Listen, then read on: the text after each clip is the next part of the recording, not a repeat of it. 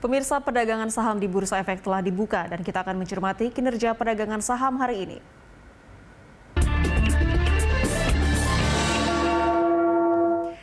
Ya, untuk mengetahui pergerakan saham hari ini, kita bergabung bersama analis Mirai Aset Sekuritas Juan Oktavianus. Selamat pagi, Mas Juan.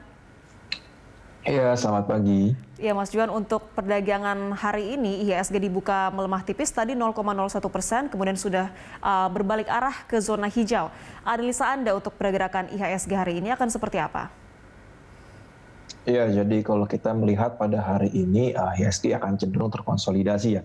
Mengingat memang pada hari ini merupakan hari terakhir perdagangan bursa buat di minggu ini. Nah, kita melihat juga sebenarnya kan dari sisi pelaku pasar masih konservatif terkait dengan adanya isu-isu dan juga dari segi sentimen global. Makanya mereka tidak mau mengambil resiko terkait dengan uncertainty pada 2 hari ke depan ketika pada saat bursa tutup. Nah, jadi memang sudah terlihat sebenarnya di tahun ini bahwa dari perdagangan hari ini juga kita lihat akan lebih lemah buat dari sisi transaksinya. Jadi kita rasa akan konsolidasi buat hari ini. Baik, nah ini apakah merupakan pengaruh juga dari keputusan Bank Sentral seperti The Fed dan juga Bank Indonesia yang akan menahan suku bunga?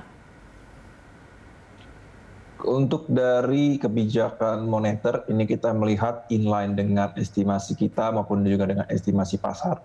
Dari market juga mengindikasikan atau sudah mulai mencerna terkait dengan The Fed berpotensi untuk melakukan tapering ya di akhir tahun. Nah, kalau kita lihat juga ini dari pelaku pasar sudah mulai mencermati terkait dengan tapering di tahun ini tidak akan berdampak lebih buruk dibandingkan dengan tapering tantrum yang di 2013. Karena sebenarnya kita melihat dari kita mempunyai investor dari foreign juga masih lumayan minim dibandingkan 2013 dan juga cadangan devisa kita juga lumayan kuat.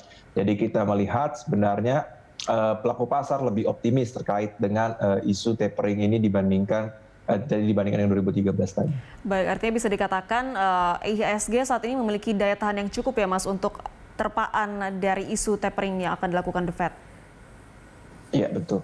Baik, nah Mas Juan, ini kalau kita lihat sentimen dari luar negeri lainnya terkait dengan potensi gagal bayar Evergrande, apakah ini masih membayangi pergerakan IHSG sampai seminggu ke depan nanti? Iya, jadi kalau kita melihat dari perkembangan dari isu tersebut, memang dari awal diisukan atau sudah muncul dari beritanya, ini berdampak negatif ya, terlihat dari beberapa pasar mata uang dan juga dari Indonesia sendiri juga mengalami penurunan. Nah, namun kita melihat sudah ada recovery dari sisi market, ini juga terkait dengan adanya respon pasar yang positif dengan adanya perkembangan bahwa Evergrande ini sudah melakukan berbagai cara upaya untuk bisa melakukan mediasi dengan para bondholdernya, which is mereka akan membayar secara personal terkait dengan bondholder tersebut.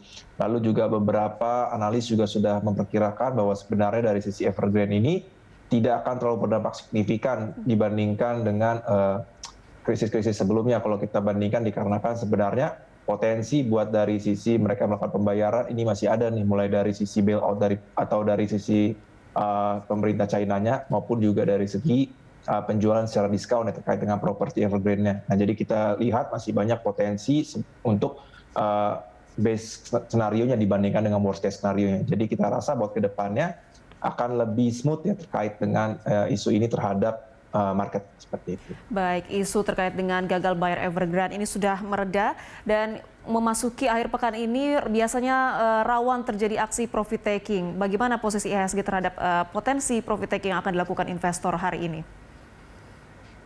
Ya, kita melihat dengan adanya kenaikan 3 hari berturut-turut buat dari sisi IHSG ini berpotensi buat dari pelaku pasar untuk lebih konservatif, yaitu mengamankan dulu mereka punya aset sampai menunggu pembukaan market di 3 hari ke depan. Nah, ini juga kita lihat pola yang sama berulang sepanjang pandemik, bahwa sebenarnya pelaku pasar jauh lebih konservatif dibandingkan sebenarnya mereka lebih agresif pada hari Jumat ya.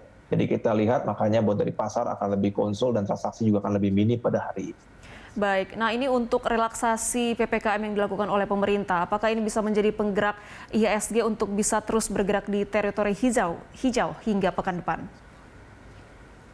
Ya, untuk PPKM sendiri dinilai oleh pelaku pasar ini secara positif ya, biarpun sebenarnya dari pelaku pasar juga sudah mulai antisipasi terkait hal tersebut. Ini kan sudah mulai terlihat dengan adanya indikator dari kasus positif yang terus menurun dan juga target pemerintah yang terus menurunkan dari sisi kasus positif ini juga sudah tercapai. Makanya sebenarnya dari pelaku pasar sudah mencerna terkait dengan adanya relaksasi dari sisi PPKM. Nah, kita juga bisa melihat sebenarnya hal ini akan sangat positif terutama dari sektor-sektor yang sangat terbebani dengan implementasi PPKM tersebut. Ini mungkin bisa dilihat dari sektor-sektor yang seperti properti yang mempunyai recurring income yang dari sisi mall yang banyak traffic yang terganggu dari sisi PPKM, juga dari segi dari consumer yang turun signifikan terkait dengan adanya PPKM. Baik, nah Mas Juan, kita beralih ke rekomendasi saham. Ini kalau dari sektor perbankan, BBCA akan melakukan stock split 1:5.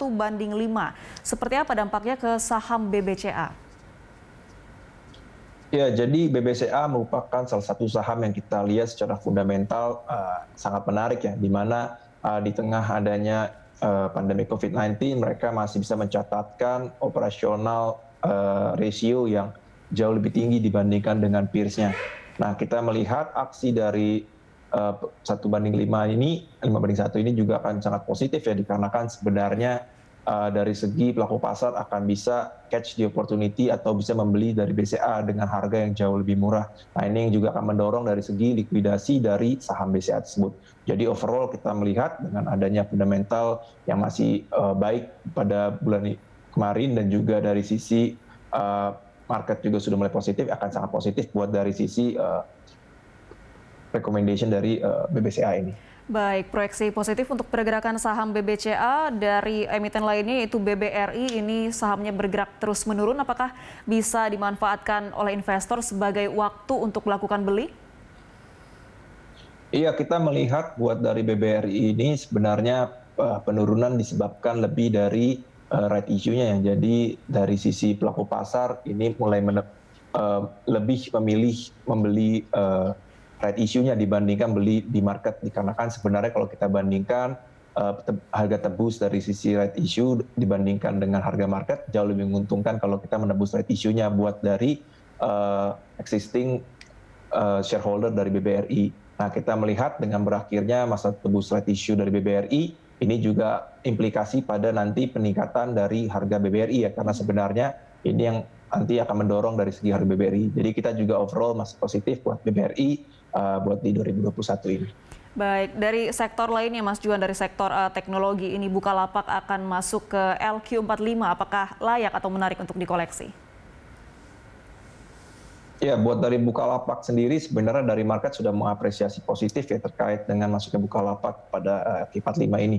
Bisa kita lihat juga dari net foreign inflow juga sudah mulai masuk. Ini juga sudah tercermin dan ada peningkatan dari harga saham Bukalapak di kemarin yang cukup masif ya.